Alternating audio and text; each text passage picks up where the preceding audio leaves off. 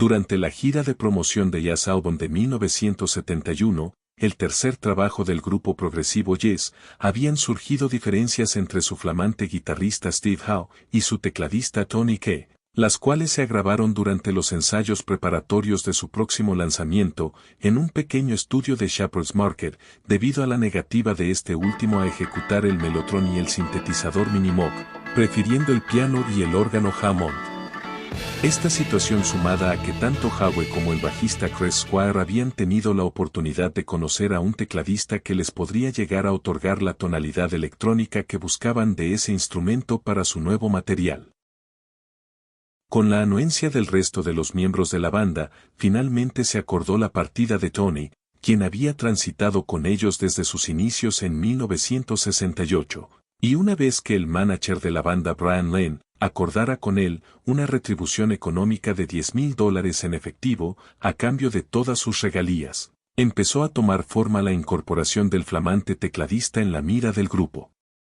Se trataba de un joven músico inglés procedente de Middlesex, nacido como Richard Christopher Wakeman y popularmente conocido como Rick Wakeman, que había estudiado un breve periodo en el Royal College of Music, hasta que se aburrió y acreditaba trabajos como músico de sesión con Bowie, Elton John, Lou Reed, Cat Stevens y Mark Bolan, entre otros. Planteado premonitoriamente por la revista Melody Maker como la superestrella del mañana, acababa de dejar la banda de folk rock The Strokes por diferencias con su líder, Ted Cousins, y porque no percibía la remuneración que necesitaba para satisfacer sus gastos. El mismo día que a Rick le ofrecen integrar la banda de Bowie, Spiders from Mars, luego de haber participado en la grabación del tema It Ain't Easy, del histórico álbum The Rise and Fall of Ziggy Stardust and the Spiders from Mars, recibe una llamada telefónica de Chris Squire, invitándolo a participar de los ensayos de Fragile, enfrentándolo a una de las decisiones más difíciles de su carrera, pero con la esperanza de tener una mayor libertad artística, opta por esta última.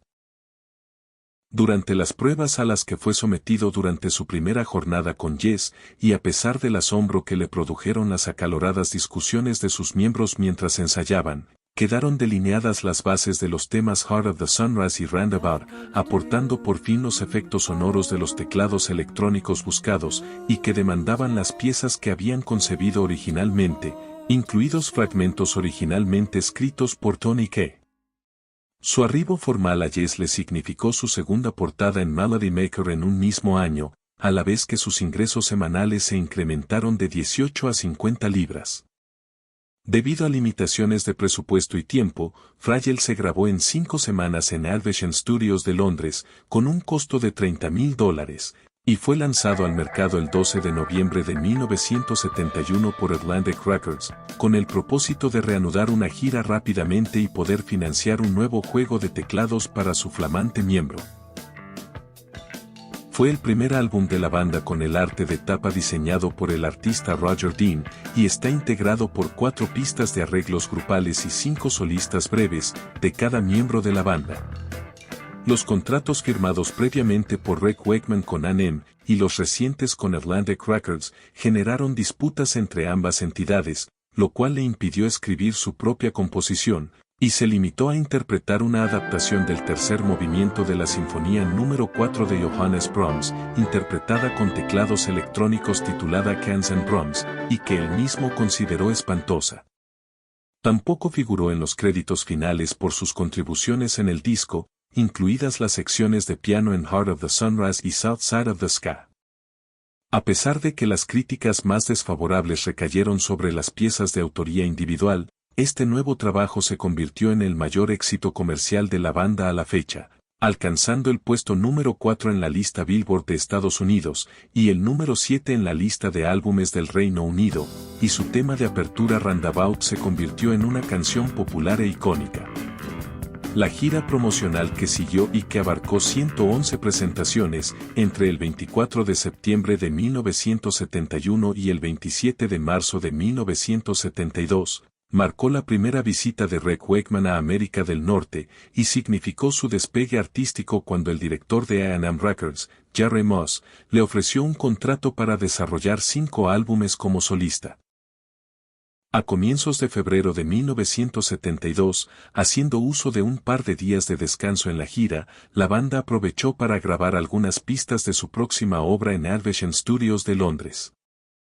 Fragile obtuvo la certificación oro por parte de Recording Industry Association of America y años después, obtuvo la certificación platino por Britannic Phonographic Industry al alcanzar 300.000 copias vendidas en el Reino Unido. Y doble platino en los Estados Unidos nuevamente por Recording Industry Association of America con más de 2 millones de copias.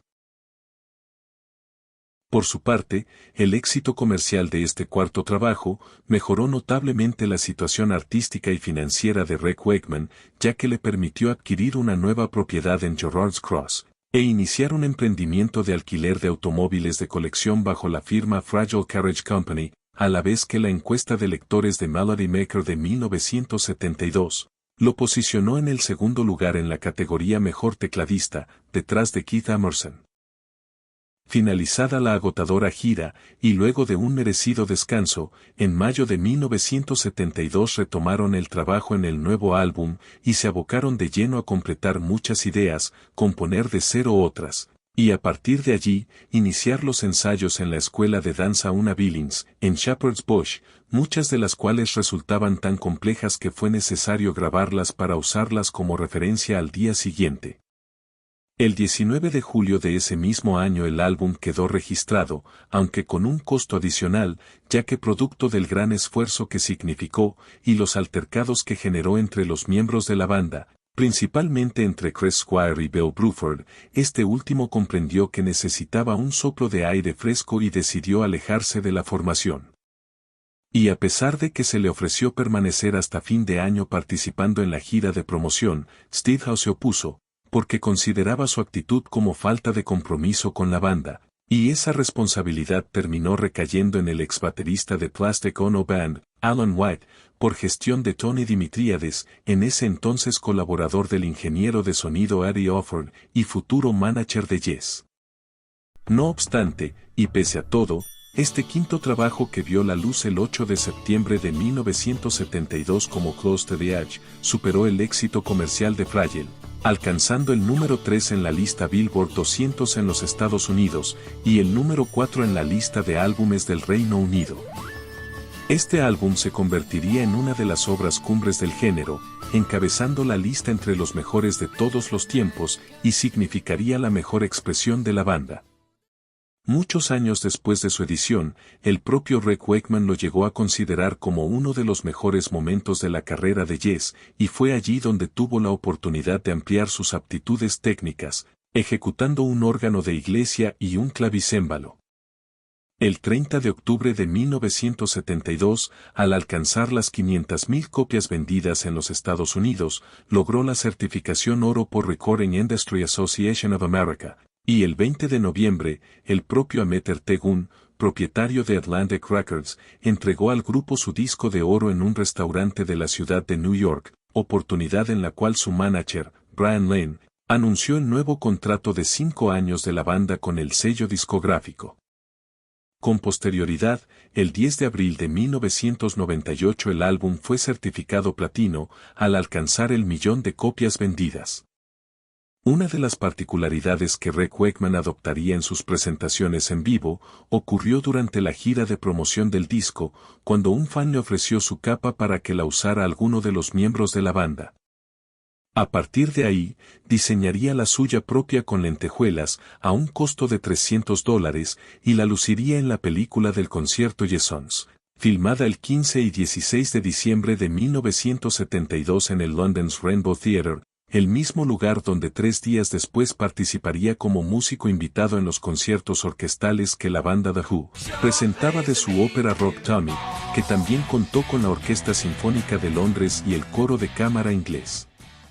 En 1971 Polydor Records edita un álbum de covers con piezas de pop, jazz y folk, con la participación de John Schroeder y su orquesta, y grabadas por Rick Wakeman en 4 sesiones, durante su etapa como sesionista y siendo miembro de The Strokes, con el objeto de servir como pistas de fondo para un cantante desconocido que debía aportar su voz en esos días, por las cuales cobró 36 libras esterlinas. Aunque este trabajo no es considerado como solista y ni siquiera contaba con la imagen o la mención de Rick Wakeman en su portada original. El verdadero embrión de su primera gran obra surgió a partir del mencionado contrato firmado con A&M Records durante la gira de Fragile, que lo comprometía a realizar 5 trabajos solistas y por el cual había recibido unos $12,500 en calidad de anticipo, y en agradecimiento por aceptar la propuesta, le ofrecieron también un presente que, satisfaciendo sus deseos, consistió en un Cadillac Limousine de 1967 que había sido propiedad del actor Clark Gable. Como nota de color, este vehículo lo perdió a fines de 1970, como parte del acuerdo de divorcio de su primera esposa, Rosalind Wolford, madre de sus 2 primeros hijos, los hoy músicos Oliver y Adam. A partir de ese incentivo, y empujado por su necesidad de experimentar musicalmente, aunque consciente de su carencia de banda propia y de su inexperiencia como letrista, en noviembre empezó a registrar algunas ideas de pocos minutos de duración, pero sin contenido inspirador alguno. No fue hasta que se retomó la gira por Estados Unidos con Yes, que encontró el hilo conductor que necesitaba, y ocurrió en pleno vuelo hacia Chicago, mientras leía un libro publicado en 1964, escrito por Nancy Bressen Morrison, titulado La vida privada de Enrique VIII, y que había adquirido en el aeropuerto de Richmond, previo a embarcar.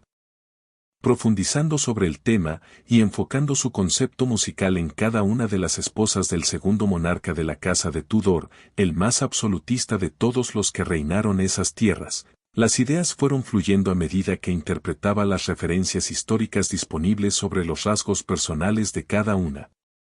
Una vez que las 6 piezas estuvieron escritas con la profundidad orquestal que buscaba, y con espacio para demostrar el avance producido en el ámbito de los teclados electrónicos, comenzó la difícil tarea de convocar a los músicos de su entorno que consideraba idóneos para interpretarlas y lograr su consentimiento. Fue así que recurrió a los músicos que conocía de su etapa como sesionista, a sus excompañeros de The Strokes y a los actuales de Yes, conforme a la capacidad que necesitaba de cada uno respecto a las exigencias de la pista que debiera ejecutarse. Para llevar a cabo la grabación, que se realizó entre febrero y octubre de 1972, repartida entre los estudios Morgan y Trident de Londres, se contó con la asistencia técnica de Ken Scott y Paul Tregurtha. La misma resultó bastante engorrosa, ya que debió realizarse aprovechando los intervalos que le permitían los compromisos de Rick Wakeman con Yes y la disponibilidad de agenda de los músicos invitados, y sus costos de producción habían ascendido a unas 25,000 libras esterlinas. Cuando llegó el momento de presentar los resultados obtenidos a las autoridades de A&M en la oficina de Londres, integrada por el jefe de la división del Reino Unido Tony Burfield, Charlie O'Neill del Departamento de Promociones y un abogado estadounidense en representación de la sede en ese país, las expectativas que se habían generado quedaron insatisfechas. No esperaban un álbum puramente instrumental con algunos pasajes abruptamente intercalados, y lo consideraron bastante inaccesible para alcanzar las 50,000 ventas mínimas requeridas para generar ganancias. De todos modos, y luego de una nueva reunión con otros 2 representantes de la discográfica que reconocieron la calidad excepcional del trabajo, el sello terminó dando su aprobación para lanzar al mercado una primera edición de 12,500 copias, aunque se vieron en la necesidad de recortar costos. Esto afectó la producción de la portada del álbum, incluso el adicional necesario para su impresión a color. La foto que sirvió de ilustración de la discretísima tapa diseñada por Ken Carroll fue tomada por Bruce Ray en el Museo de Cera Madame Tussauds de Baker Street, con Rick Wakeman luciendo un atuendo informal, caminando frente a las figuras representativas del monarca inglés y sus 6 esposas.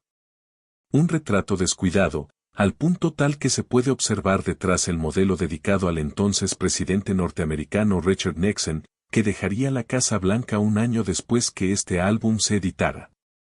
Al menos, el director de arte de A&M, Michael Dowd, logró que la impresión final se hiciera en tono sepia. Como parte del programa promocional anticipado a su lanzamiento, el 24 de octubre de 1972, Rick participó del programa musical de televisión de la BBC, The Old Grey Whistle Test, conducido por Bob Harris, en el cual interpretó Catherine of Aragon.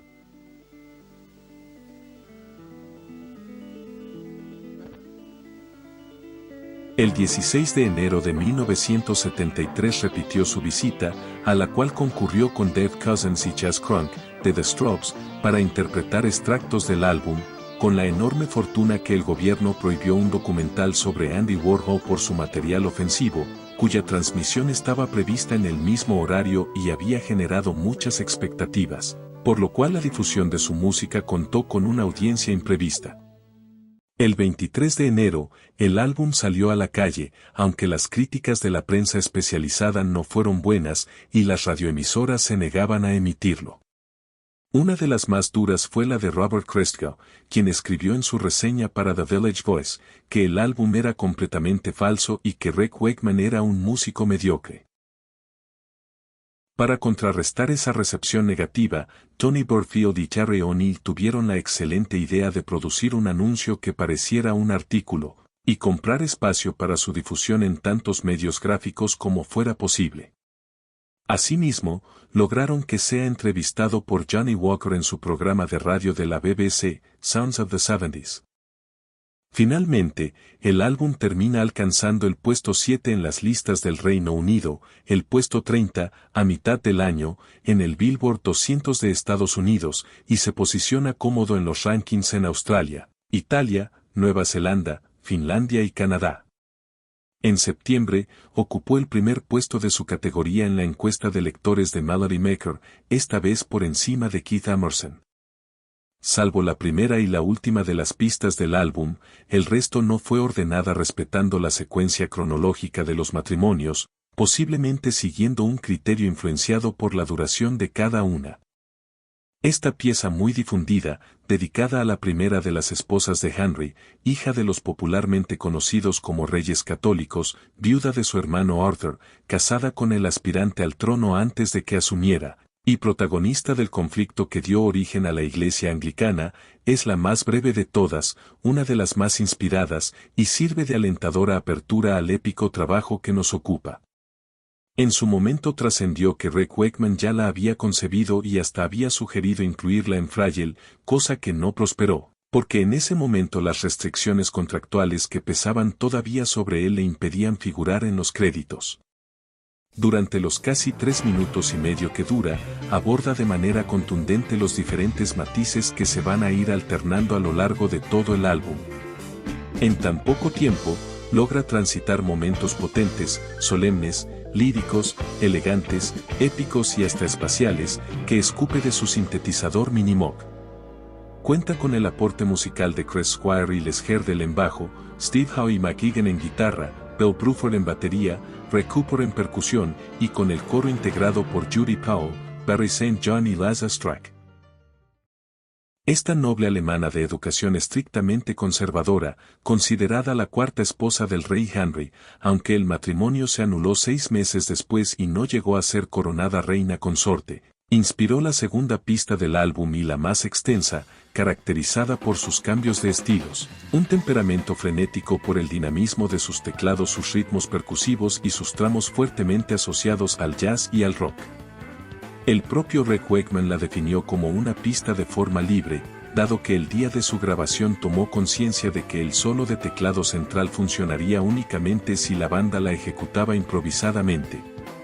Aquí lo acompañan Alan Watt en batería, McGuigan en guitarra, Dave Winter en bajo y Frank Riccardi en percusión. Esta integrante del séquito de Anna de Cleves, que captó el interés del monarca y pese a los 30 años que le sacaba de diferencia, se convirtió en su quinta esposa, aunque terminó siendo decapitada acusada de adulterio. Ocupa la tercera pista del álbum, aportando de igual modo bellas notas melódicas y melancólicas, como explosivas, encendidas y hasta dignas de una arena circense. Durante el proceso de grabación de la pieza, los músicos reconocieron que reinaba el desconcierto, ya que no entendían cómo se podrían llegar a amalgamar los fragmentos que ejecutaban, aunque luego comprobaron que su autor tenía todo en la cabeza, aún sin haber tenido nada escrito. Aquí participan Dave Lambert en guitarra, Chas Crunk en bajo, Dave Cousins en banjo, Barry de Souza en batería y Frank Riccardi en percusión.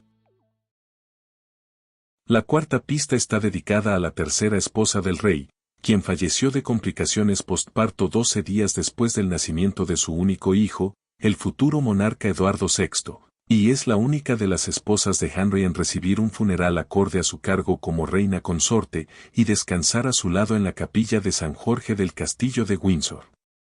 Las dificultades que Rick Wakeman encontró para obtener de su sintetizador el sonido que había concebido para esta pieza, lo impulsó a obtener el permiso para ejecutar un órgano de tubos en una iglesia. Fue así que por indicación del director Gaprodoro, tuvo acceso al imponente órgano de la Catedral de St. Giles en Cripplegate. La solemne interpretación musical con aires barrocos que ejecutó con este enorme instrumento y que rememoran las fugas de Bach, da cuenta de su formación clásica, aunque para restarle connotaciones litúrgicas a la interpretación, incorporó en estudio la batería de Alan White y arreglos de clavicémbalo y sintetizador Moog. Esta quinta pieza se refiere a la que primero fuera amante del monarca inglés al momento que estaba casado con Catherine of Aragon, y luego se convirtiera en su segunda esposa, la más famosa de ellas. ¿Acaso por haber sido reconocida como la reina consorte más influyente e importante que Inglaterra haya tenido jamás, o por haber sido la verdadera causante de la ruptura de Inglaterra con el Vaticano? O quizás por haber concluido sus días decapitada bajo acusación de adulterio, incesto y traición. Cualquiera sea el caso, el tema que Rick Wakeman le dedica, ofrece un abanico de diversos teclados, incluso un organeto del siglo XVIII, que combina con oficio y una precisa ejecución, momentos intensos, tranquilos y con lugar para la solemnidad coral. Según el propio Rick, esa conclusión solemne, consistente en una bella interpretación en piano del himno The Dead Against Lord Hathandel, escrito por el reverendo John Allerton en 1870, surgió de un sueño vívido que tuvo como testigo de la decapitación de esta desdichada esposa. Los músicos designados para ejecutar este capítulo fueron Bill Bruford en batería, McGuigan en guitarra, Las Huddle en bajo, Ray Cooper en percusión y las coristas Liza Strack, Laura Lee y Sylvia McNeil. El álbum finaliza con la pista dedicada a la sexta esposa del monarca inglés, quien había enviudado en 2 oportunidades antes de contraer enlace con este, y lo terminó sobreviviendo, oficiando más como enfermera que como consorte, debido a las graves complicaciones de salud que atormentaban a su esposo, quien falleciera a sus tempranos 55 años, y le permitieran contraer enlace por 4ª vez con su antiguo amante, Thomas Seymour. Este tema, con una fuerte impronta de batería expresamente requerida por Rick Wakeman, también se convirtió en un clásico de su repertorio y es un digno cierre del álbum, haciendo gala nuevamente de su set de teclados y su oficio interpretativo, con lugar para los solos de sintetizador, los efectos de melotron coral y el órgano cargado de sacralidad y espíritu contemplativo. Lo asisten Alan White en batería, McGuigan en guitarra, Ted Winter en bajo y Frank Riccardi en percusión. Al año siguiente, Rick Wakeman recibió un disco de platino en el Festival Midem de Cannes por ventas superiores a los 2 millones, y el 20 de octubre de 1975 el álbum alcanzó la certificación oro por parte de la Recording Industry Association of America al alcanzar las 500,000 copias en los Estados Unidos. Muchos años después de su edición, se estima que las ventas a nivel mundial llegaron a la cifra de 15 millones. En 1973, y alentado por la repercusión que había generado su obra, Rick Wakeman solicitó permiso para ejecutarla en vivo en el Palacio de Hampton Court, que fuera la residencia del monarca, aunque él mismo le fue denegado. Afortunadamente, recién obtuvo su revancha 36 años después, ya que fue invitado a presentar su trabajo como parte de las celebraciones por los 5 siglos del ascenso al trono de Enrique VIII en esa imponente morada, evento que se concretó exitosamente los 2 primeros días de mayo de 2009 y por primera vez se pudo representar en vivo de manera completa. Incluso con nuevas composiciones interpretadas para la ocasión, como la pieza de Founder of the Faith, escrita para la edición original del álbum dedicada al monarca, pero que se había omitido por falta de espacio y había provocado que el título concebido originalmente para el álbum, Henry VIII and His Six Wives, sea modificado por el que finalmente conocemos. Para llevar a cabo el espectáculo, se montó un escenario temporal frente a la puerta oeste del palacio, y se instalaron comodidades para un auditorio de 5.000 espectadores, los cuales agotaron la capacidad en las 2 jornadas del evento. Para su interpretación, Rick Wakeman estuvo acompañado por su hijo Adam, 6 integrantes de su banda de English Rock Ensemble, el English Chamber Choir, la Orchestra Europa conducida por Gap Rodoro, y contó con la narración de Brian Blast. Su edición en video salió a la venta el 5 de octubre de ese mismo año. A partir del lanzamiento en 1973 de The Six Wives of Henry VIII, levantó vuelo la muy extensa carrera musical de uno de los máximos referentes del género en el teclado, plagada de altibajos, signada por grandes éxitos y grandes fracasos, de idas y vueltas, de extravagancias y vulgaridades, de millones y miserias, de luces y sombras, de creatividad y mediocridad. Tanto como los diversos episodios que trascendieron de su vida personal. Quizá, con esa misma sinuosidad que caracteriza al género musical que lo hizo famoso y que él mismo contribuyó sobremanera a desarrollar y, por qué no decirlo, a empequeñecer. ¿Acaso, no será este el camino que deben transitar todos los grandes?